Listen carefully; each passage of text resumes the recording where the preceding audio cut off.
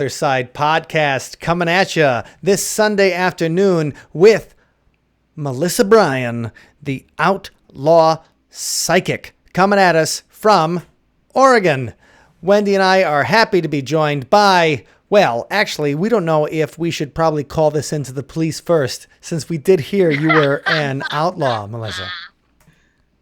Well, that has a twofold meaning for me. One is my ancestors, who I descend from. Most of them were, in fact, outlaws. They were freedom fighters. And they did in their day what I'm trying to do in our day is, tell the government, hey, give us our freedoms back. We're not okay with this stuff. And they all had their own innate psychic leanings, shall we say, and they, paid attention to their own intuitions, which was great because it got them through a lot of stuff. And then on the second part of it is that my answers, as far as questions to clients go, are very accurate and rapid. I pulls all the charts, gets me the information I need, puts it in front of me, and I read from there. Okay, well let's he start is with on the spot. Let's start talking a little bit about some of these psychic abilities. Let's go a little bit into exactly the origin of your particular psychic stuff. So if people would ask, like, how did you get started in the business of being a psychic? Because it's not the usual career path. You don't usually go to college for it or anything like that. So how did you get involved in this strange world in the first place? Was something you always felt, or one day did it kind of strike you? No, I was born to do this. My family tree, as far as my genealogical leanings are, is that all of my family come in with abilities, whether it be shaman, druid, Wicca, or gypsy, and that's the truth out of all the lines. And I've studied all the branches, all the leaves, all the twigs, all of everything. And this is where I come to that conclusion, is that all of them had those abilities, and I'm the last one to get it. So did your mom or dad share any of those? Because the time I've spent with my parents even more makes me realize that they have no psychic abilities whatsoever. So because otherwise they would be much more ashamed of me than they are. But what, did your parents have these kind of things? Like, did you have family legends? Did you have things growing up where you're like, okay, this is in my heritage and my blood?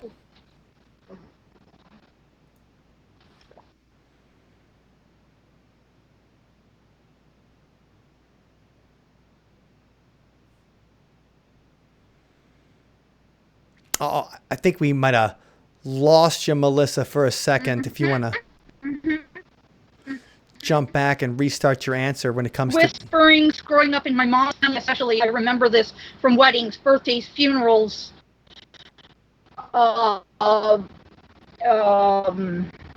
baptisms, etc. That, not that one, but the other. Okay, in my family, especially. Okay, in my mother's family, most especially. Okay. There were whisperings throughout. I found the roots to Wicca, which is Cromwell. That name is well-known Wiccan lineage, and I'm a direct Cromwell descendant. And then Druidic comes in with my 15th great-grandfather, John Dodds, who came with the Susan Constant to the United States, or intermarried into that lineage. So my 15th great grandmother, her father, or medicine people, witches, whatever you want to call them, they called them witches, but it's more to the shamanic, I believe.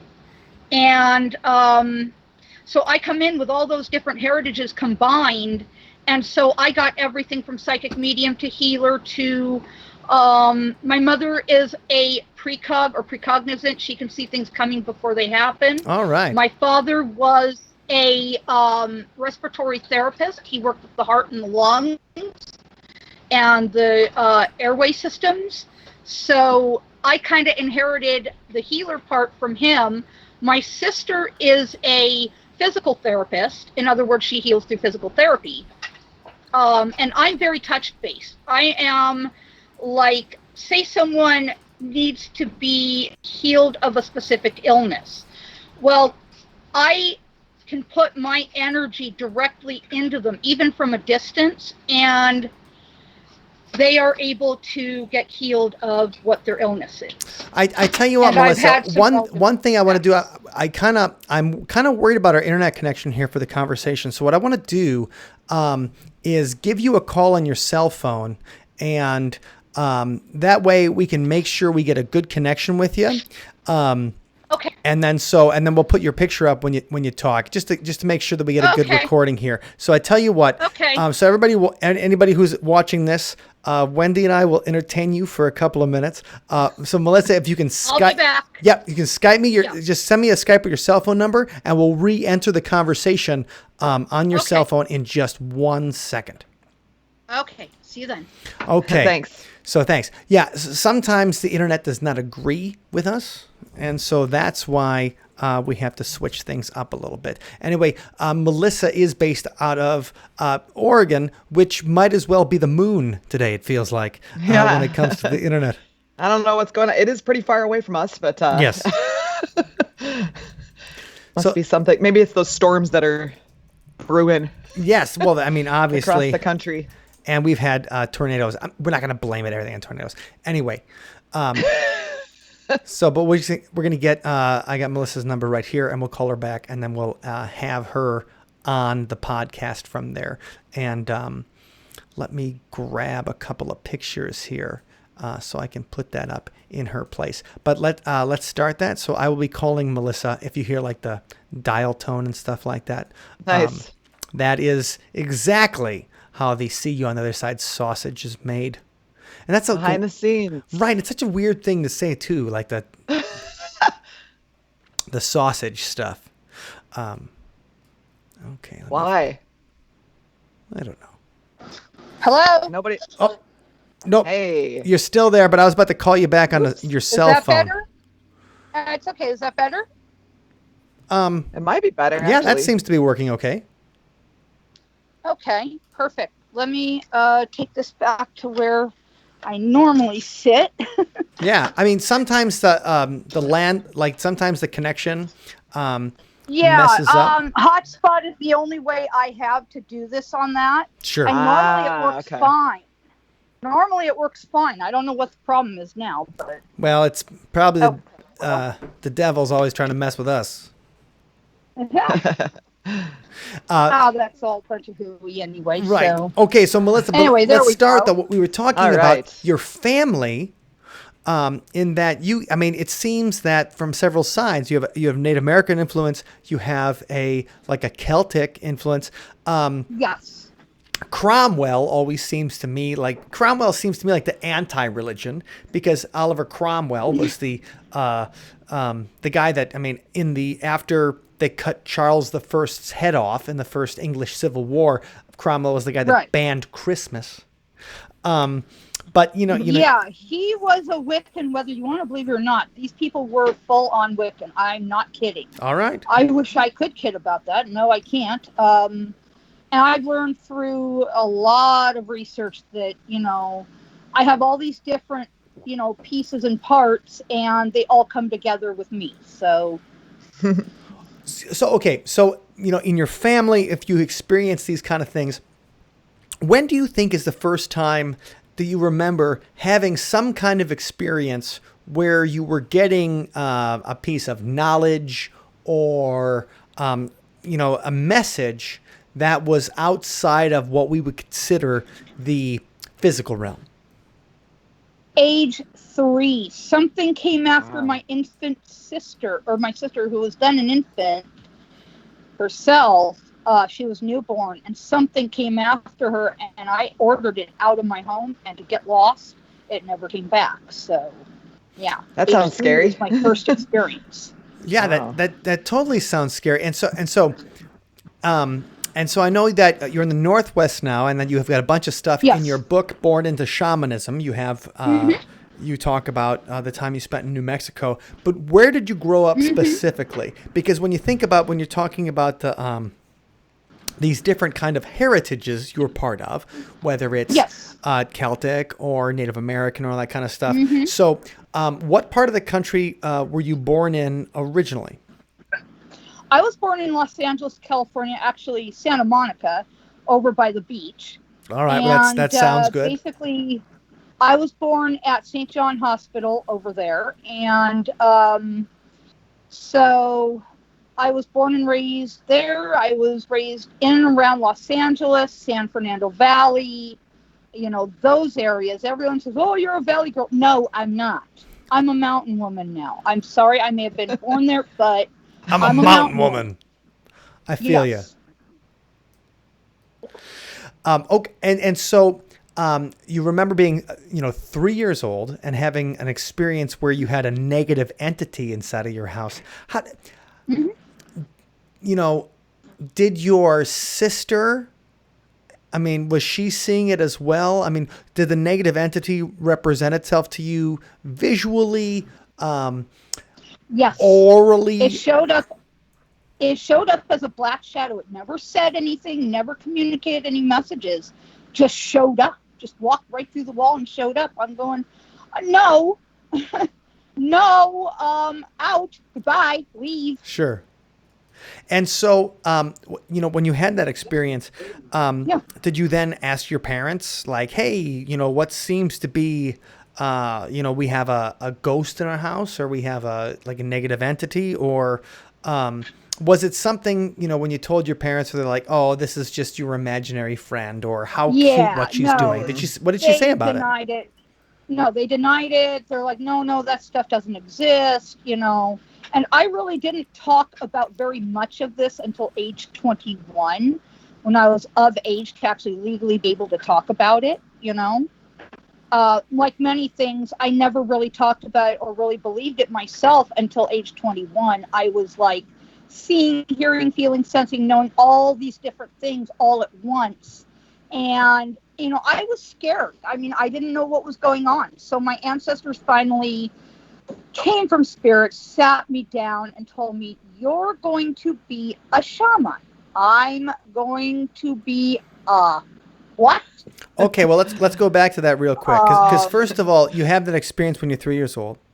And then you're going through, I assume, a childhood. And, I feel that, maybe your childhood years or your teenage years are the time when you might abuse your powers. Like when you find something, I know that if I was 16 years old and I had any kind of psychic powers whatsoever, like Mel Gibson in that movie, What Women Want, I would have completely abused those powers. And so I always just wonder if that, no, of course. What else are you going to do? You don't have control of your emotions yet. For one thing, I wasn't that type. And for another thing, I never talked about it. I was not allowed to really talk about it because in my family, they were very, at that point, uptight, religious, you don't talk about that stuff. You don't think about it. You don't, nothing. You have no expression of it whatsoever. And, it got me in a lot of trouble in my life, but no, I never abuse it. No, I don't do that. And, well, when you talk, so that's very admirable of you, and I wish that I could say the same thing if I had those kind of powers, but I have no idea because I have my powers are zero. I guess I can sing a song, and I've abused that as much as I could. Mike, you don't know because if you experienced it and you felt the gravity of something like that, you might feel differently. You might realize it's not something to abuse, right? Absolutely right. I was scared. I couldn't talk about it, but yet I was experiencing it. I couldn't express it. I couldn't talk about it. Oh my gosh. I couldn't think about it. I couldn't, I had to literally hide the whole darn thing until age 21, which, most people are legal age to, smoke and drink and do whatever else they want to do. Or be psychic, I guess, in your case, right? Point. And finally, I was free to express it, talk about it, think about it, know about it. I finally came out of the psychic closet, and for years, people have been trying all my life to shove me back into the psychic closet to shut me up, but I'm not going to shut up. That horse has left the barn. Sorry. Well, that must have been a relief to be able to freely express what you're experiencing. I mean, especially that type of thing. And writing my book, Born into Shamanism, was really a way of healing. That was partially to heal myself and to help others who were in the same position. Starting their journey and not knowing what, where the parameters are and how to really express it. I wrote it to say it's okay to be able to express it. It's okay to be able to think about it, talk about it, communicate it, and be open and honest about it, and be able to say, I am this way. This is how I was born. And were you able to find someone to sort of like mentor you or provide you some way of, finding your way of dealing with this? Okay. Yeah. One of my now former colleagues basically turned me on to Sylvia Browne's books. And that kind of helped open that door for me, turn on the light bulb and say, it's okay not to be afraid. It's okay to be able to, be this way and accept it. be able to accept it. Yeah. Well, one thing I'm interested in when we talk about, being a young woman, 21 years old, and kind of coming out of the like you said, coming out of the psychic closet, is what are the ways that it affected your friendships? And, this is what I always think about psychic powers and all that kind of stuff. Like I said, because I have zero, I'm always interested in... No, you do have some. You're just denying it. I know I have intuition, and I have experienced a lot of synchronicities and things like that. I try to follow them in that kind of direction.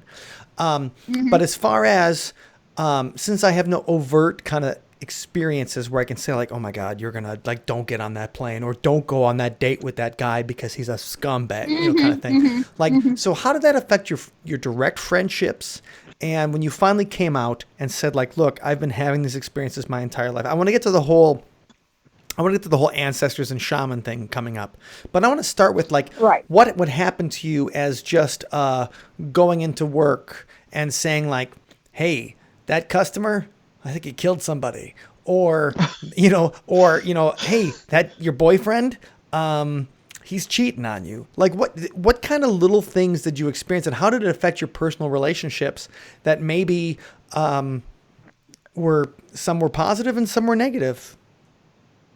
Well, I lost a lot along the way. A lot of friendships went by the wayside or had to, because these other people were not honest with me, for one thing. So by not honest, you mean that they were, like the thing is like they were telling lies? Like two-faced. And you knew it because you're like, oh my God, I know exactly what you're saying about me. That. Yes. A lot of friendships went by the wayside. I lost a lot over the years. And it has gained me, shall we say, some followers that are not positive people. And I have been fighting a battle with these people for 15 years, and they're finally just now starting to let up. And what do you mean by follower? But like people who are like they want to use. There have been some people stalking me, and they have tried to kill me over the years. They have tried to have me killed. Oh my gosh! Oh shit! Yeah, no shit. They have tried to have me killed, and I'm not kidding. I wish I could be. And that has cost me a lot emotionally and mentally. But I'm continuing forward. I'm just working on my book. I'm working on, growing my social platforms. I'm working on getting additional work as a psychic reader, which I've been offered 2 jobs now, and I'm taking both of them, which means a lot more money coming in, and I won't have to think about all that. That'll put that in the background, as it were. Did you feel some kind of conflict about, because the thing is like you're this power or it's hard to say because of power. Because power is such it's a loaded word, right? Right. No, I call it an ability. It's like someone is good at something, just inherently good at something. Yeah, I feel the same way about it. That's all it is to me, is just something I'm good at, like anyone else is good at something. Sure. Like, when I think about this though, like, okay, so you're conflicted a little bit about like, okay, I have a gift. Have you ever been, because somebody's paying you to talk about it? Have you ever been tempted to change the message that you get or alter the message a little bit because it might lead? And I know that, I mean, this is obviously the kind of question, but I'm just thinking in general, the kind of things that I would do, where it's like the marketing funnel that you would use if you had some kind of psychic ability to tell people the future, or like give them some kind of insight. And that's another thing. I don't do futures. I do not do futures. Yeah, I was wondering about that. Stay away from it. Yeah. No, I stay away from that because the future is so, at this point generic, because you can change any point in your future by when, like, say we're sleeping, we go into other side to astral travel, other side, Hall of Records. We can go in with our guides, our angels, our gatekeepers, our family, our associate on the other side, and we can change any part in our chart that pertains to our future. We can change any point in that chart that we come in with. Okay. We can change any part of the future. So what you're saying though is, even though is the free will need at the moment. Yes. Is that we do have free will. Sorry, Wen. Yes. Oh no, I was just going to say, so if you saw what appeared to be potentially a future event, it might not necessarily pan out that way if the person. Okay, you have this choice, you have this choice, you have this choice. You have the free will to change these choices based on your personal needs. And you can go ahead and follow any one of these paths, but it's entirely your choice. I cannot tell you which path to go. I'm not allowed to do that. That removes free will. I'm sorry, I can't do that. Okay. So now, when did you make the move as far as when you said, like, born into shamanism, and you said your family also may not have, if they were religious, I did not grow up, even though I grew up going to church, I did not grow up in a very religious family, as far as they didn't condemn my choices or anything like that based on some kind of theological reason. They condemned my choices because they were bad choices. But the thing is, growing up, when you said when you felt there was a pull from your ancestors to help people through this, when did you start feeling comfortable, like putting up a shingle or saying that I want to be a psychic that helps people, or I have an insight that can help people? What was the move from, like, were you working at a restaurant? Were you an operator somewhere? Like how did you jump into this kind of thing? Because that always seems to me like the toughest thing. It was that I was working as a homemaker at the time, and we needed money somehow, anyhow. It wasn't just like, I had a choice about how to make money. Yeah, maybe I did, but I have not for a long time felt comfortable working around, crowded places like restaurants, because I've done that before. I love my job, but things happened with that were negative experiences for me, and I didn't feel comfortable doing that again. I had worked for Motel 6, and that turned out to be a boondoggle. Oh my God.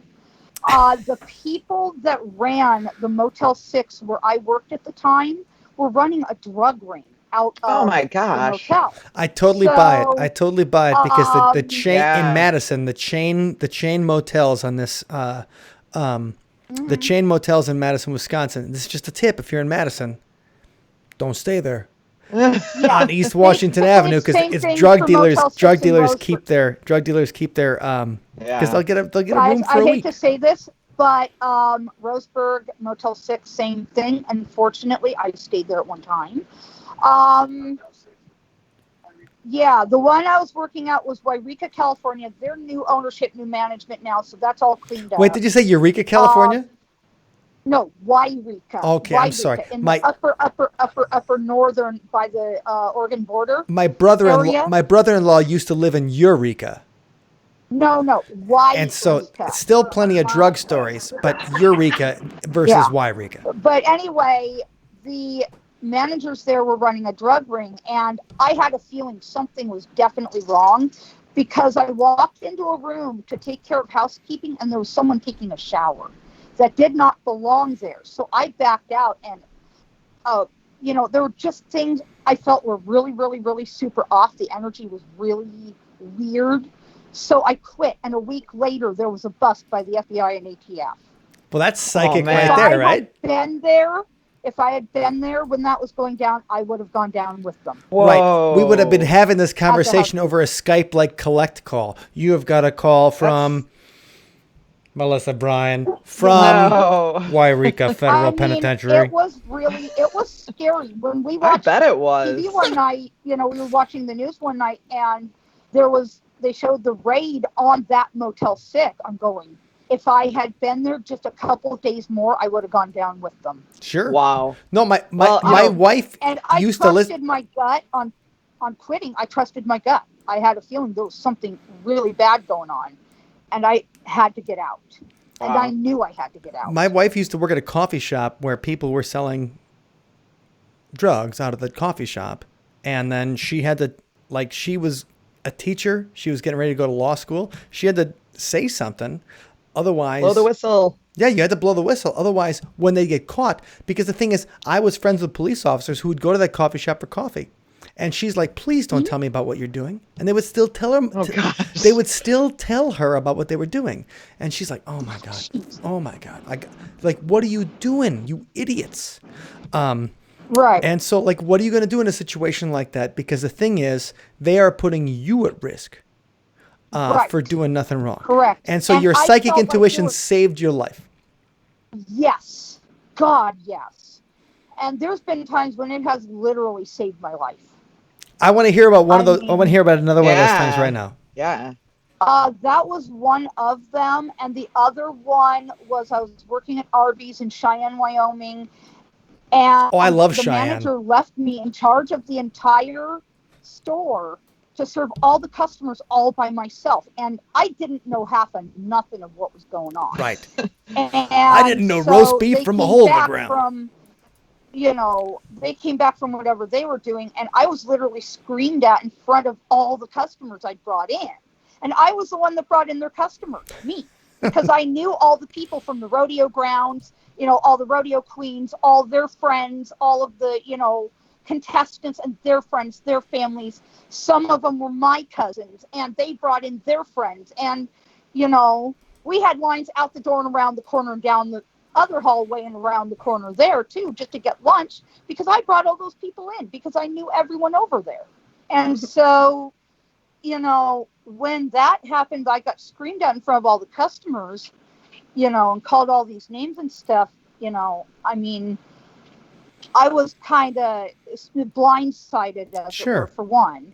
And for two, my intuition was, this is not a good situation. I've got to get out. So I did. And sure enough, about a month later, they were closed up, lock, stock, and barrel. They were gone. Wait, and the thing is, guys, when an Arby's in Cheyenne, Wyoming goes out of business, you're in trouble. Because that seems like, if somebody's like, where's Arby's the most successful in the United States? I'd be like, well, Cheyenne can't be doing bad. And that was at the mall. And that was at Cheyenne Mall. All right. So, and so one of the things when I was reading through Born into Shamanism that I thought was interesting, now that we're on the police kind of discussion, was dealing with police who are looking for help in solving cold cases, solving cases where, maybe there is no other recourse except to look to the paranormal. So, Melissa, do you think you can tell us about some kind of activity that you've done with law enforcement to help them in finding, some kind of thing where traditional methods didn't seem to work? Right. Basically, Billy, be quiet. Sorry, my dog. You might want to say hi. Say hello, Billy. Say hello. Say hi. Say hi. I speak dog. It's fine. That's cute. But anyway, that's Billy and that's Bandit, red-faced Bandit, black-faced Billy. But anyway, yeah, I worked a couple of cases, and these two were most notable. Billy, I can't play now, baby. Go ahead. Go on. Go play with Dad. Go play with Daddy. No. Go play with Daddy. I'm sorry. I know. I apologize. My dogs want to play. That's all right. It happens. It happens. He wants some of the limelight. But anyway, Billy, I can't play right now. He's like, I love YouTube.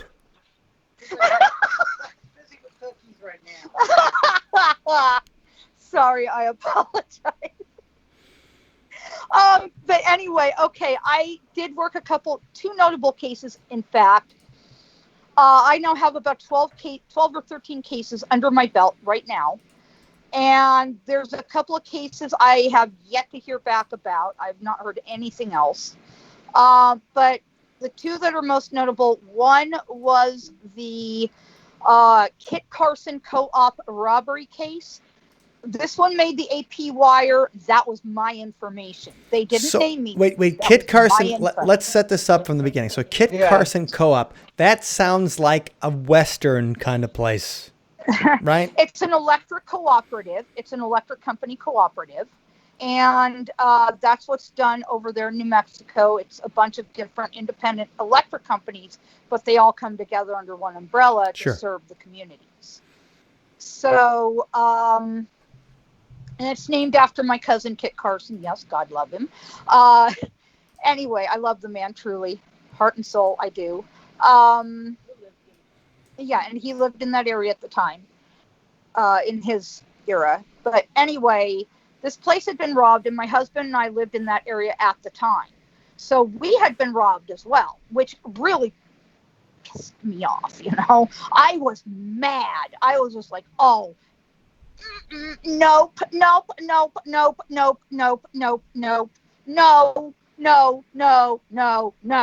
So as soon as I heard we've been robbed, bingo, my guy kicked in and said, here's all the information. So I said, hang on just a second. Let me get home. Let me write all this down, and I'll call the guy up and give him the info. Okay, so I get home. I write everything down fast as I can get it. And I only missed like 3 tiny details, 3 little things that probably were not significant enough. But I called up the Kit Carson co-op president at the time. And I said, look, here's what you need to know. Here's the information. This is what I'm getting from Spirit. Nab them.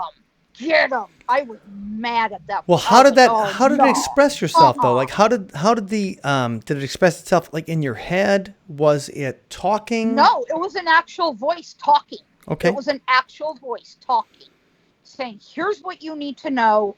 Write it down. I goes, okay, I'm getting all this, and I'm getting just this huge download of information. And usually when information comes at me, it comes at me like a tidal wave. I have to get the entire message or I lose everything. And so this was just a voice. Message. Like, does it manifest itself like a person, like in front of you? Is it just in your head? No, this one was just a voice. It was like a download of information. You know how a computer downloads information? It's kind of similar to that, but I got it as a voice talking to me. I didn't have a name for the voice, just a voice talking to me saying, here's what you need to know. Here's all these details.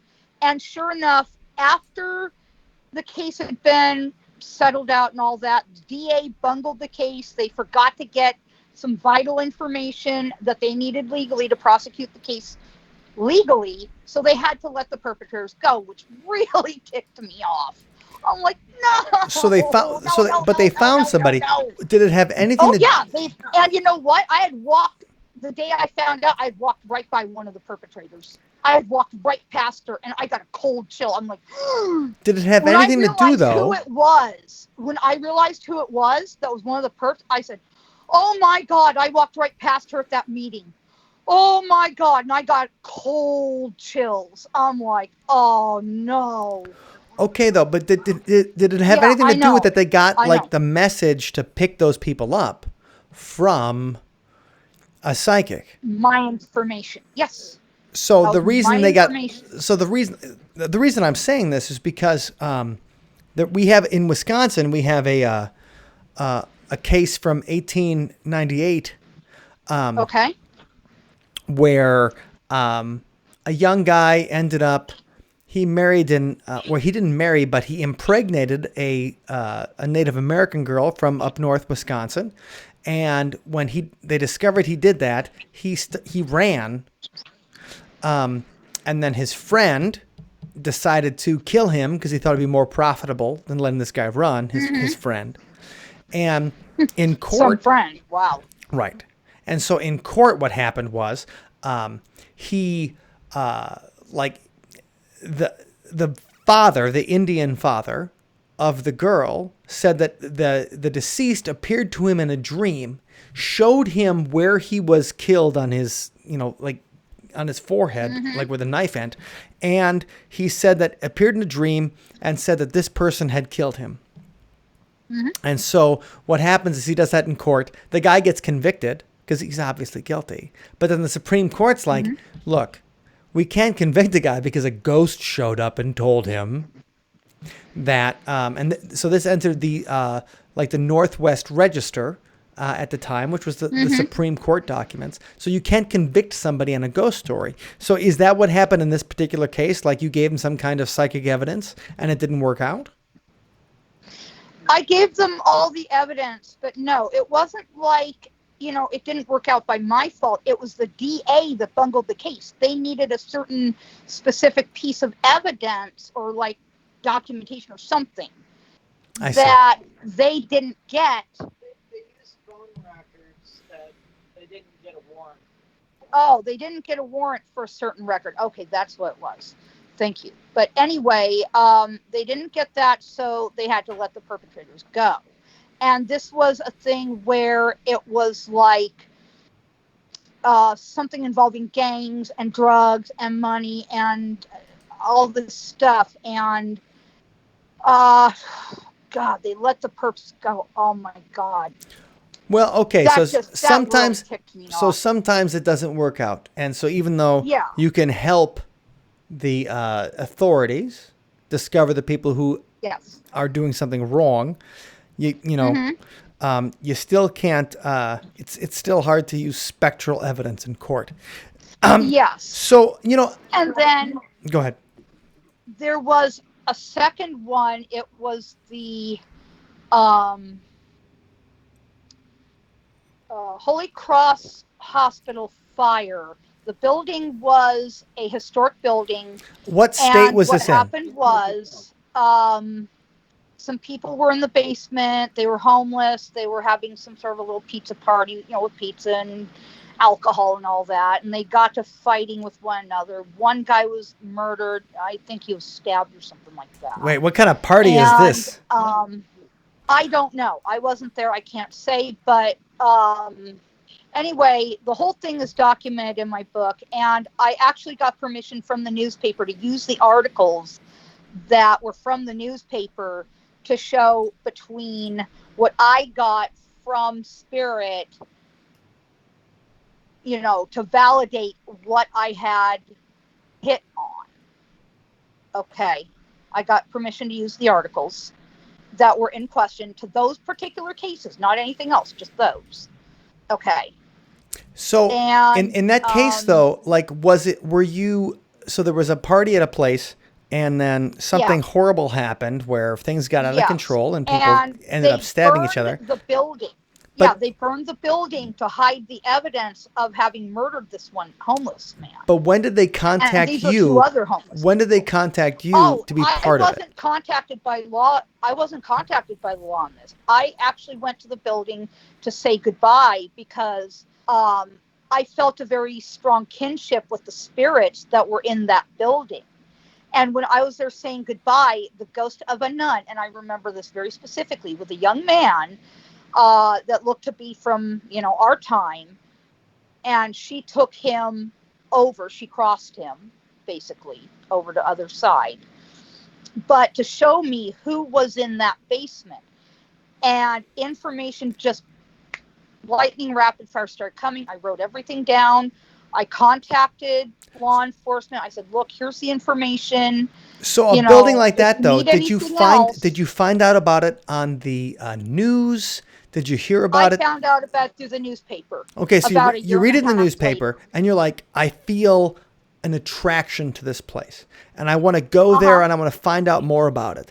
And so you go there. No, actually, I was going there to say goodbye to the building and to the spirits there, because they were going to demolish the building, the remains of the building. And, it was kind of like a funeral, a memorial, saying goodbye to a friend, And it was really rough for me. I mean, I was very sad, very angry, very scared, because I'm like, who would do this to such a beautiful place? Sure. And they were considering renovating it to put in like shops and offices and, retail space. And I was actually considering at that point for my own business of opening a shop there, because I felt such a strong kinship to the spirits there. I felt like they were welcoming me in. They were welcoming me as part of their family, part of their clan, as it were, But they had to make you, they had to help, they had to make you like serve justice before they'd allow you into their place. Yes. You remember that I had went into town when the fire was going on. When the fire was going on, my husband went into town. He called me on the phone and said, the old convent building is on fire. I goes, what? Are you serious? I mean, I was just like, what the hell? Who would do that, So I was given the information by spirit. I called law enforcement. I said, here's what you need to know. And so they took my information, and I never heard a thing about it beyond that. Until a year and a half later, it showed up in the newspaper, and my husband read the article. I sat there with my jaw on the floor, just going, you mean I was right about all of that? I only missed, like, what, one detail, I think? One or two details, something like that? Yeah. And so I was just like, whoa. I sat back kind of in shock, going, I was actually right. Sure. Whoa. Well, so, you released Born of the Shamanism. It did very well on Amazon, and and that's fantastic. And so you've been giving this kind of gift to help people, to talk about things and talking to people. I would say, for the last few minutes of our show, we are definitely in a very, Wendy, wouldn't you say we're in a pretty uncertain phase of the world? I would say yes. These unprecedented uncertain times. Right. I look forward to precedented times coming up. Yeah. But what do you think, or what are your spirit guides, or the people that spirits, whatever it is on the other side, who you've worked with, what are they particularly saying about what you think is going to happen, or the good and the bad? Are you getting messages about what's going on in the world right now? Well, it's not necessarily just messages. It's that I had said from the start that a lot of this is a hoax. It is, either A, the start of World War III, B, the start of worldwide communism, and or C, it is basically a plot to control the masses, the people of not only our country, but, globally, to bring about, one world government and all that. And that, if you go onto my Facebook wall, I have 3 particular things that basically state where I've been validated on each point. Not just the hoax of this, but as well, I'm not saying there isn't something going on. Yeah, a virus is going on. Yes, people are dying. I get that. That, guess, is a part of life, and we have to deal with that. That just comes with the territory. That's Sure. how life is, and I'm not faulting anyone for that or nothing. It's sure. just that we, the people, need to stand up and say, look, we are not going to be controlled. It's just not going to happen. Okay, we need to do that. First and foremost, we need to protect our rights. But at the same time, we can go down any one of these negative paths and, our world is going to change big. And I know that several of my other colleagues have conferred with me on this, and they all see the same thing. But change big in a positive way? Like at the end, we all come out of this and it's kumbaya and like we're holding hands and stuff? Mike, your glass is half full. Actually, it's not half full. That's probably why I'm in a good mood. Okay, if we don't protect what we have, things are going to go wonky and it's not going to be positive. Okay. For example, but in particular though, like what I'm interested in is like, I understand the civil rights issues and things that are happening. But as far as when we're coming to, is there any particular guidance, especially if you have like especially with Native American stuff, is there any guidance you've gotten from maybe people whose civil rights have not just been robbed, but been stomped on in the past? Is there anything that they have said like to you where you're like, you know what, my Native American ancestors, my Celtic ancestors, you talk about Ireland is a country that was enslaved for 700 years. Ireland, England, Scotland. My grandfather was English, Scottish, Irish, and I haven't gotten anything from them directly except they're saying expect President Trump to win. Okay. Expect Trump to win. Because I feel like there's something with Biden that's not entirely there. He's not all there mentally. He has something wrong. Well, I will listen. Don't know what this is. I will listen to that because I tell you, there was an episode we did 4 years ago with an astrologer. And the astrologer said, and this was way before even Donald Trump won the nomination. And he's like, you know what? My astrology says Donald Trump's going to win. And I had like a laugh at it. I'm like, okay.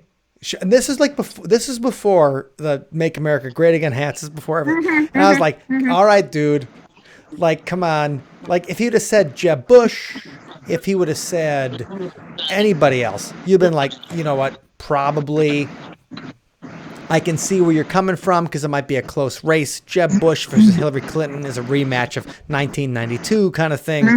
But he's like Donald Trump. And I'm like, oh, the guy from The Apprentice? I'll write that down. And then it happened. And I was like, oh, God.